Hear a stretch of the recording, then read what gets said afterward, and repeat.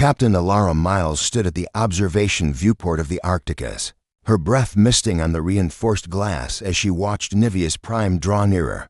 Below her, the planet's surface was a fractured ocean of ice-stark white plains streaked, with veins of cobalt blue and jagged spires that looked almost crystalline in the pale dawn light. The ship's sensors crackled with warnings, sub-zero winds exceeding 500 kilometers per hour, atmospheric pressure near vacuum, and pockets of supercooled silicate dust that could shred any material not rated for extreme. Stressed Alara's chest tightened with anticipation. "Status report," she called over the comm. Lieutenant Marcus Delgado, his voice crisp despite the hum of engines around him, responded from the control console. "Altitude 18 kilometers and descending. Thermal shielding holding at 90%. Surface touchdown in T-minus 10 minutes. A hush fell over the small bridge crew. The Arcticus was a Class V exploration vessel, custom-built for hostile environments, but Niveus Prime was in a category all its own. It had been 5 Earth years since the first aerial surveys had flagged the planet as scientifically intriguing yet patently inhospitable. Every probe they'd sent had failed within hours. Every simulation of a landing had ended in catastrophic ISIMPLOSIONS. Now they had a guide nobody else ever would, Dr. Svarnik Smar, sole survivor of the Kyre research mission. That had vanished a cycle ago. His slender form drifted beside Alara in the viewing bay, 9 limbs folded neatly in his bioluminescent suit. The Kyre had evolved for cold. His home world was a realm of methane rains and crystalline frost. But even he had warned that Niveus Prime would be the ultimate test. He turned one triangular facet of his head toward her, the multifaceted, lenses glowing soft green. "Captain Miles," he said, his voice resonant as low thunder. "This planet's cryogenic storms are unlike any in the galaxy. Your hull will withstand the initial bombardment, but once the silicate crystals accumulate, they will grind against the plating until the molecular bonds weaken. At that point, internal temperatures will plummet faster than your life support can compensate." Alara swallowed. "We've reinforced the plating with an experimental polymer lattice 12 layers, each infused with nanothermocytes. It should hold for at least 24 hours under bombardment." Svarn's lenses flickered. "An admirable projection. But when the surface shifts, when the tidal contractions of the cryolava flows rip open, fissures your base of operations will settle unevenly. Thermal conduits will fracture. Hydraulic stabilizers will seize." She raised an eyebrow. "So no chance." The words tasted hollow even as she spoke them. "Minimal," he admitted. "But your presence here is a marvel of courage, if not wisdom." His faceted gaze drifted back to the icy vista. "I will record every datum. The Kyre High Council will want these findings.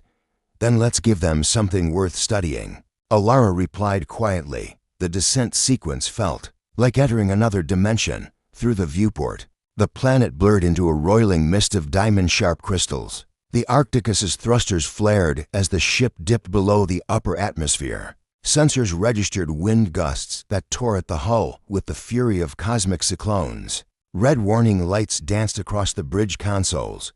"Deploy ground drones," Alara ordered. Through flickering holographic displays, she watched 6 spider-like scouts disembark from the lower bay, each armed with thermal drills, seismic sensors, and nanocartography units.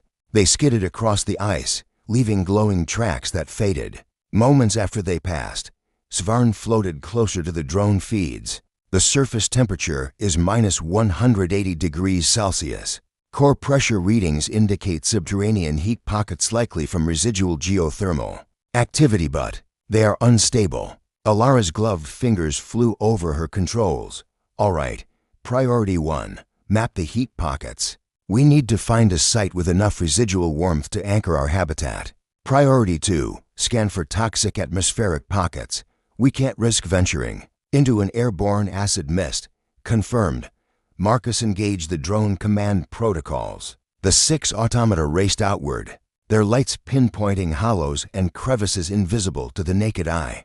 6 minutes later, one drone emitted a rapid-fire series of chirps. "Captain, seismic and thermal sensors co-located at grid 051DR, subsurface. Temperature here is a balmy 15 degrees Celsius at 200 meters depth. Geothermal gradient suggests the heat pocket could persist for up to 72 standard hours. A wave of relief coursed through Alara's spine. Good work. Prepare the landing zone there. Deploy the thermal stabilizers and ground anchors. We'll touch down on that plateau. Below. The drone flashes demarcated the chosen spot. A flat outcrop ringed by crystalline spires that shimmered like frozen lightning bolts. It was a small sanctuary amid the vast emptiness. Alara tapped her comm engineering. Ready for landing. From below deck came the subdued rumble of the ship's core. Engines green across all nodes. Stabilizers hot swapped and primed. We're holding a steady descent. Proceed. The moment the Arcticus's landing struts touched ice, a deafening crack split the air as nearby silicate shards cascaded in a crystalline avalanche. The ship shuddered but held firm. The nanothermosite layers glowing orange-hot to repel the freezing onslaught. Alara exhaled sharply. Secure all hatches. Atmospheric processor online. Within seconds, fusion-powered pumps whirred to life, drawing petrichor-like gases from the thin atmosphere. Internal fans flitted oxygen into the main airlock, warmed to a comfortable 22 degrees Celsius. Crew members exchanged triumphant grins behind their helmets. Svarn drifted beside Alara. As they disembarked into the stark white light, his limbs moved with elegant precision, weighing each step. Remarkable, he murmured. Your architecture is sound for now. Alara looked up at the sky, where a silver shimmer marked the ship's silhouette against the unending ice plains. We know the risks, she said, but if we fail, at least we fail knowing more than any before us. In that frozen silence, the full magnitude of their endeavor settled over them. Niveus Prime was no mere scientific waypoint, it was a crucible. Every ice shard that howled in the storm, every freezing gust that nipped at their suits was a gauntlet thrown down by the planet itself. As the airlock sealed behind them, Alara felt a singular resolve ignite within her. Let's show this world what humanity is made of. And with that, the expedition moved forward into the heart of the ice planet's indomitable realm, unaware that the greatest discovery they would make lay hidden not in the geology, but in the breath of the world itself. The air inside the research dome crackled with static anticipation. A half-circle of consoles glowed beneath the vaulted interior, each one manned by a human scientist or Kyer engineer. Frost had already begun to weave delicate lacework over the outside of the transparent panels, reminding them how quickly the planet's chill could reclaim any warmth they generated. Yet within, heated lights and geothermal piping kept the temperature a surprisingly tolerable 18 degrees Celsius. Captain Alara Miles stood at the central dais, her boots echoing on the metal grating. Round her, the 6 ground drones now, repurposed as mobile data relays, hummed softly, their scanners sweeping the walls and floor for microfractures or thermal leaks. Dr. Nora Kim, the expedition's lead climatologist, pointed at a flaring 3-dimensional map projected above. The dais, swirling bands of color, represented atmospheric stratification. Blood-red plumes denoted pockets of corrosive silicate dust. Sapphire regions traced the deepest cryolava channels. These upper atmosphere vortices are more violent than we estimated, she said, tracing a spindly finger through the projection. Just yesterday at 2400 hours, a storm cell sheared off 20 kilometers to the east and accelerated to Mach 0.8 in under 3 minutes. Alara pressed her lips together, which means any external sensor ray left unattended could be destroyed before we can shut it down. She turned to Lieutenant Marcus Delgado. Seal off the south-facing comm relay and divert power to the northern stabilizers.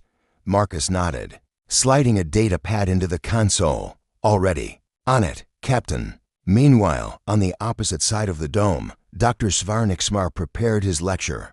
His bioluminescent suit dimmed its glow to focus the crew's attention. 9 slender limbs, 6 for balance, 2 for gestural emphasis, 1 for dexterous tablet. Manipulation moved with graceful precision as he activated the holo projector.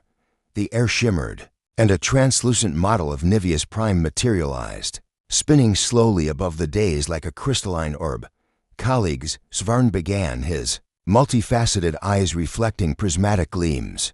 You now stand on one of the universe's most extreme cryogenic frontiers. Allow me to elucidate the mechanisms that render this planet, by Kyer records, empirically uninhabitable for carbon-based life such as yours.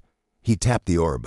Fissures traced across its surface in energetic blue lines. First, observe the subsurface cryolava currents. These are molten silicate flows, maintained only by residual planetary heat. Your human thermodynamic models predicted a gradient of roughly 50 degrees per kilometer. Yet seismic logs reveal gradients as steep as 120 degrees.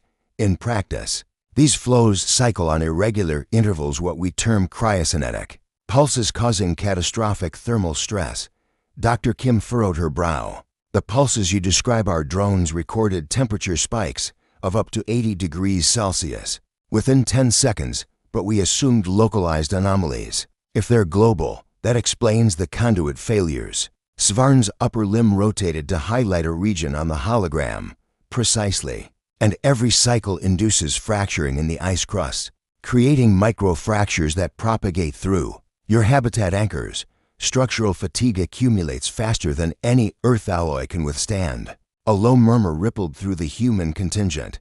Engineer Sophia Lenz, her brow smeared with grease from last night's reactor patch, leaned forward. What about your Kyer materials? Do you have any mantling that resists both cryogenic shear and silicate abrasion? Svarn's compound eyes blinked a Kyer gesture akin to a human's raised eyebrow. We developed an amorphous silicon graphene composite infused with biologically secreted keratin. In theory, it could endure yet on Nevius. Even our materials degrade within hours. The crystalline dust is a near-perfect abrasive, and the thermal shocks exceed its tensile limits. Alara interjected. So all our simulations, all our reinforced plating and nanothermocytes, are dwarfed by these combined forces. She let the silence hang for a heartbeat. Then why are we still standing? Svarn's luminescent suit pulsed softly. Because you are persistent. A Kyer term roughly translating to human stubbornness. But persistence alone is not survival. Adaptation is. At that, the model shifted to display cross-sections of the dome's layout. Svarn traced the thermal conduits, silver veins running through the base like arteries. Your primary reactors will sustain core heat for 70 hours at maximum output. After that, entropy dictates a complete shutdown. He paused. However, he tapped his crystalline tablet, and a new data layer appeared. Microbial colony growth charts. I observe you are cultivating genetically engineered extremophiles, your cryoxanthia thermalis. A ripple of excitement passed among the human scientists. Dr. Kim stepped forward. Yes, they metabolize trace methane abundant in local pockets and excrete thermogenic enzymes that can supplement reactor warmth. In vitro, they raised ambient temperature by 15 degrees without external power. Svarn's lenses dimmed further, an approximation of thoughtful consideration. A most ingenious biological buffer. Yet remember, these organisms evolved on terrestrial substrates. Their metabolic efficiency declines below -20 degrees. If the dome's exterior falls below that, their activity ceases, rendering them inert. True, Nora conceded. But our secondary heat exchangers maintain the biosphere at 22 degrees. We've insulated the bioreactors with thick aerogel lining. She tapped a switch. A small protuberance in the wall hissed, projecting a thermal signature showing the aerogel's effectiveness. Projected operational time, an additional 48 hours after reactor failure. The numbers still paled against Svarn's 70-hour limit. Alara folded her arms. So, 56 hours total if everything goes according to plan. Then we die. Silence swallowed the dome. Even the hum of the drones seemed to fade. At the fringes of the circle, Sophia clenched her jaw. Not if we find an alternative heat source, she said. We still haven't fully surveyed the eastern fissure fields. There could be geothermally active vents we can tap, an admirable hypothesis. Svarn said, but our probes indicate those vents are ephemeral. They collapse under ice shifts, and when they reopen, they spew sub-zero acid mists that corrode any piping. Alara held up her hand. Let's not resign until we exhaust every option. She swung her gaze to each team member. Humanity has turned deserts green and storm ravens into skyships. We break limitations. She met Svarn's multifaceted stare. We won't give up just because the planet's a bully. For a moment, the QYRR scientist was silent. Then he nodded once, crisply. Very well. But note, my thesis stands. You may delay your demise, perhaps push it to 90 hours, but in the end, Niveus Prime will reclaim its title as an uninhabitable world. Alara let her shoulders relax. Then let's see how wrong you can be. As the lecture concluded, the crew dispersed to their stations.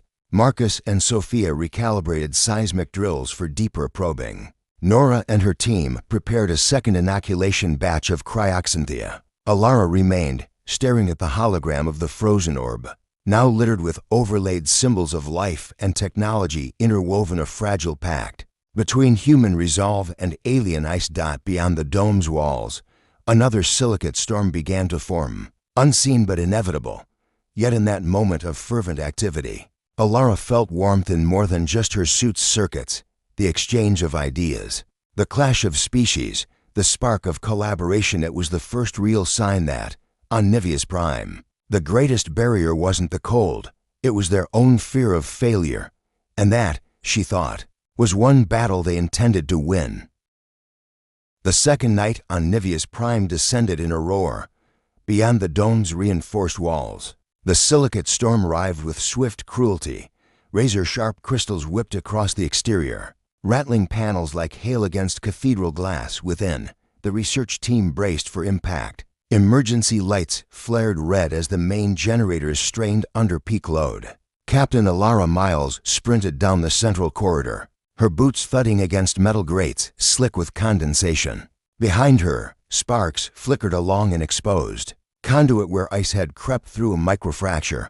Engineer Sophia Lenz was already at work, welding a quick patch over the breach. "Sophia, how bad is it?" Alara called over the roar. 15 centimeters of ice in the coolant lines, Sophia panted, sparks dancing at her gloves. "If this line freezes solid, we lose half our reactor efficiency, and at this rate, it'll lock up in 10 minutes. Alara skidded to a halt beside her. "Can you reroute flow through the secondary manifold?" Sophia slammed a hand against a control panel, trying, but the valves are frost-locked too. She twisted a manual release with freezing fingers. "Got it. Almost done." With a hiss, the coolant diverted, and the temperature gauge ticked upward. "Good work," Alara said, pushing past her. "I'll check on the bioreactors." In the bio wing, Dr. Nora Kim and Lieutenant Marcus Delgado monitored the cryoxanthia thermalus fermenters. The soft orange glow of microbial activity was the only light in the windowed chamber. Sensors tracked the creature's heat output, nutrient intake, and metabolic rates in real time. "Heat output is dropping," Nora called, eyes glued to her display. "They've consumed nearly all the provided methane substrate. At this depletion rate, they'll fall below sustainable temperature in 4 hours unless we feed them more gas." Marcus frowned. "The gas reserves are limited. We used half already for initial tests. Any more and will jeopardize life support reserves." Nora's jaw tightened. "Then we need an alternative carbon source, something abundant locally." Marcus tapped data into the soil sampling drone logs. The eastern fissure fields had traces of kerogen deposits, but they also contained high levels of silicon dust. "It's harsh on the bioreactors." Nora nodded. "We can filter the dust. It'll slow metabolism, but if we can harvest enough kerogen, we might sustain the colony." She glanced at the dials. "It's worth a try." Back at the core, the reactor console beeped ominously. Security Officer Haruki Sato reported in from the adjacent bay. "Radiation levels spiking in Sector 4. A power surge just overloaded the shield dampeners." Alara grabbed the intercom. "Haruki, initiate emergency shutdown sequence. Divert all non-essential power to stabilization protocols." "Aye, Captain," Haruki replied. Moments later, the lights dimmed slightly as auxiliary systems clicked off. The reactor's hum deepened, then softened into a steady pulse. Alara exhaled. "Every system's under stress. We're cutting it closer than I thought possible." An hour later, the storm's fury waned, but the damage remained. Outside through the frost-frozen viewport, shards littered the ground like grave markers. Within, the crew moved with weary determination. Alara convened a status meeting in the central observatory. The holo table glowed with schematics of the dome highlighted in red where systems were critical. "We're 20 hours into this," she began. "Reactors at 60%, bioreactors at 40%, habitat integrity at 70% and still no sign of stable geothermally active vents. Our time window is closing." Dr. Kim spoke up. "We've filtered a batch of kerogen extract enough for 20 hours of microbial heating.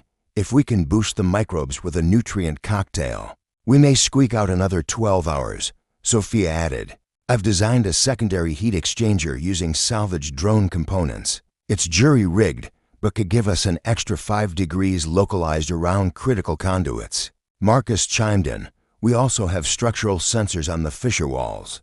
They're indicating microseismic stability for the next 12 hours. If we can finish drilling and tap a minor vent, it might last long enough to recharge the systems." Alara studied the team's determined faces.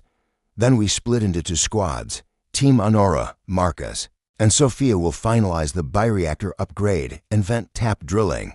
Team B Haruki, Svarn, and me will reinforce the core conduits and stabilize the reactor housing.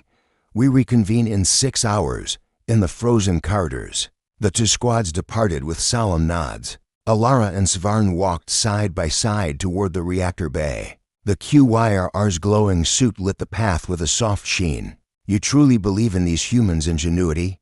he asked quietly, almost to himself. Alara glanced at him. "I've seen them turn dirt into fuel and microbes into heaters. I believe life adapts wherever it finds purpose." Svarn's multifaceted eyes softened. "Perhaps there's more to your species than raw persistence." They reached the reactor housing, where Sophia's secondary exchanger had been affixed.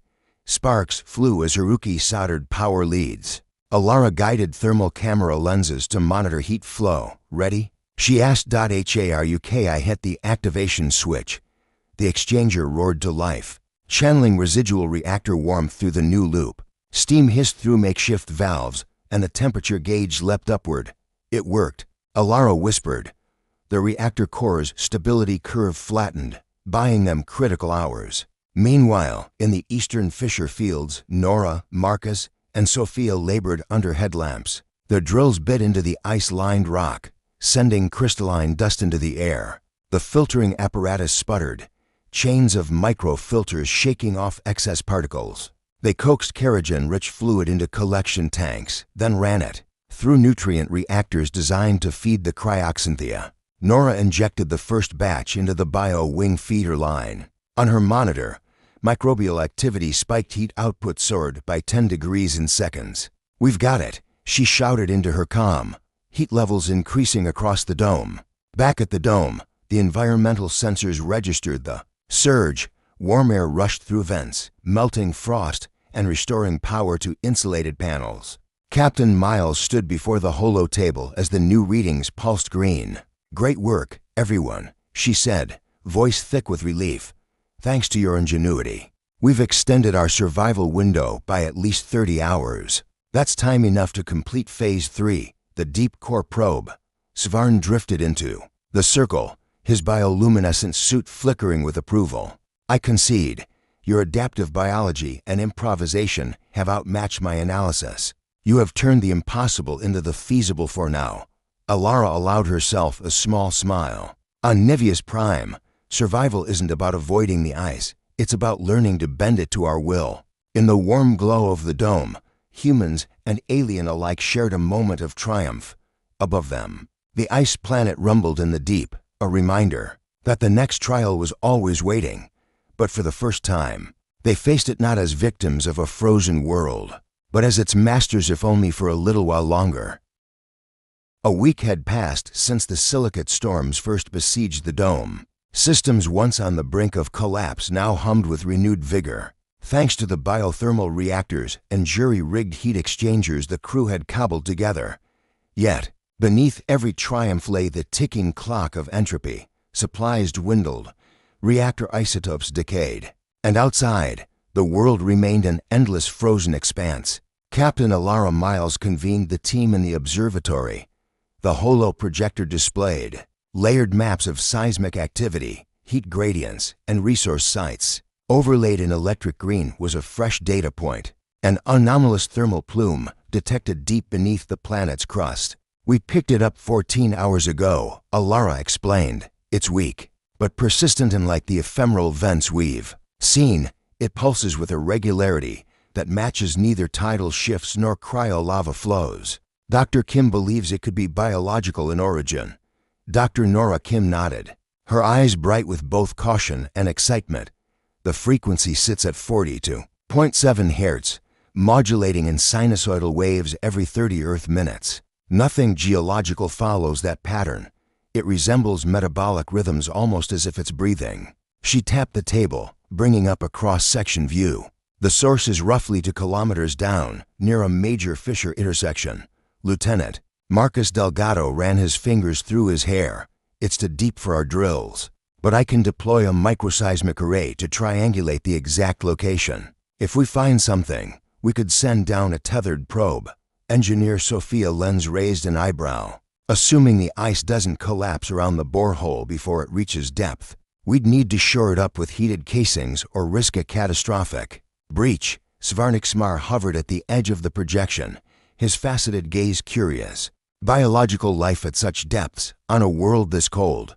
It defies every model I possess." Alara pressed her palms together.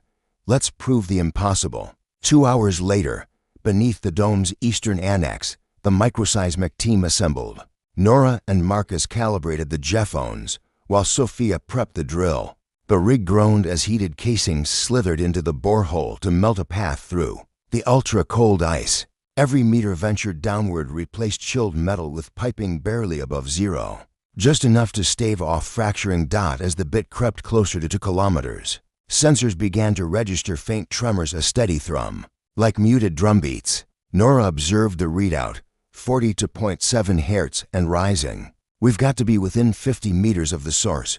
Our tethered probe is ready," Marcus said, attaching the slender cable to a spherical sensor pod. "Deploying." Now, the pod descended into the darkness, its built-in thermal lamps slicing through opaque ice. Data streamed back in real time: temperature, pressure, chemical composition. Then a new gauge flickered to life-organic fluorescence. Nora's pulse quickened. "It's detecting chlorophyll analogs and chitinous structures." She peered at the chemical curve. "And silica matrix is something akin to fungal hyphae fused with ice crystals." Aloham thrummed through the rig as the pod's sensor recorded an uptick in heat signature. The tremors grew stronger, vibrating the metal rig with a gentle pulse. "Is it alive?" Sophia whispered dot before Nora could answer. The ice around the borehole shimmered. From the walls emerged tendrils of light-thin, root-like filaments glowing with bioluminescence. They drifted in the water melt sheath created by the heated casings, probing the edges of the hole. Each filament measured a few millimeters in diameter but extended several meters, weaving a lattice of living crystal. The crew watched, awestruck. Alara's voice quivered on the comm. "Report." "What is it?" Dr. Kim's breath caught. "It's a mycelial network planet-wide. Fungal structures that integrate silicate crystals as reinforcement. It's alive and generates heat through metabolic oxidation of subsurface minerals. The entire planet is one colossal organism. For a heartbeat, no one moved." Then the network pulsed in unison, the tremors sensing with its bioluminescent glow. The heat reading spiked by 20 degrees Celsius, pushing the borehole casing against collapse. Marcus seized the control. "We need to stabilize the network or it'll freeze us out of our own hole." He adjusted the probe's nutrient injector, sending a microdose of kerogen-rich solution into the lattice. The effect was immediate. The filaments vibrated in a rapid flicker, and the tremors steadied. Data poured in chemical analysis showing complex polysaccharides, silicon protein bonds, and energy conversion rates orders of magnitude beyond what any human or higher organism could achieve. Alara lowered her helmet's visor, voice trembling with exhilaration. "We're witnessing life's ultimate adaptation, an entire world that thermoregulates itself through living structures." Svarn's luminescent suit flared warmly. "My thesis was incomplete. I never considered that. Life might not only survive here, but shape the planet to survive." Back in the dome, the team regrouped around the holo table. now displaying a dynamic model of the planet's biosphere. Thick veins of fungal crystal mycelium threaded through the ice, converging on geothermal hotspots and distributing warmth like arteries through flesh. Alara addressed the room. Svarn was right to say we couldn't rely on machines alone. But this discovery, the planet itself as a living heat source, changes everything. We can partner with this biosphere rather than battle against it. Nora interjected with a plan. If we establish controlled symbiosis, channeling warmth from the network into our habitat, we could create a self-sustaining system. In return, we supply nutrients the fungus lacks, scaragen residues, trace minerals, and even engineered microbial consortia to bolster its growth. Sophia tapped the table. We'll need to design bioexchange conduits, filters that allow heat and organic molecules to pass without destabilizing the network. It's delicate work, but feasible. Marcus grinned. And no more reactor isotope constraints. Svarn floated forward, his limbs rippling in excitement. This is unprecedented, an interspecies ecosystem on a planetary scale. The Kyre High Council will be astounded. Alara placed a hand on the holotable. Then let's get to work. We came here to survive the ice planet. In doing so, we've forged an alliance with it. Niveus Prime becomes our ally, not our adversary. As the crew dispersed to implement the bioexchange design, Alara lingered by the viewport, gazing out at the silent expanse. The ice no longer seemed hostile. It shimmered with life, each crystalline ridge a living vein. The planet's heartbeat resonated beneath her boots, a gentle, steady pulse that promised warmth, resilience, and discovery. She pressed her palm against the glass. We forgot one thing, she murmured to the living world before her. Life. And, in that moment, on a planet born of ice, humans and aliens together learned to flourish, guided by curiosity, sustained by biology, and bound by the unbreakable law that life finds a way.